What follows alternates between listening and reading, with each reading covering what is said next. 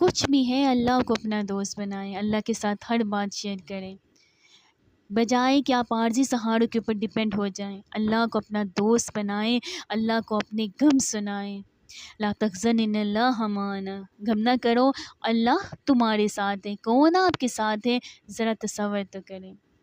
The creator of this universe جب وہ آپ کے ساتھ ہیں تو آپ کو دوسروں کے سہاروں کی کیوں ضرورت پیش ہو رہی ہے؟ دیکھیں نا، ہم اس کو ڈی ویلیو کر رہے ہیں، ہم بھیک مانگ رہے ہیں، ہم قدموں میں گر رہے ہیں کہ ہمیں اپنا لو۔ جب کون فیکون کا مالک آپ کے ساتھ ہے تو آپ کو کیا ضرورت ہے کسی اور کی؟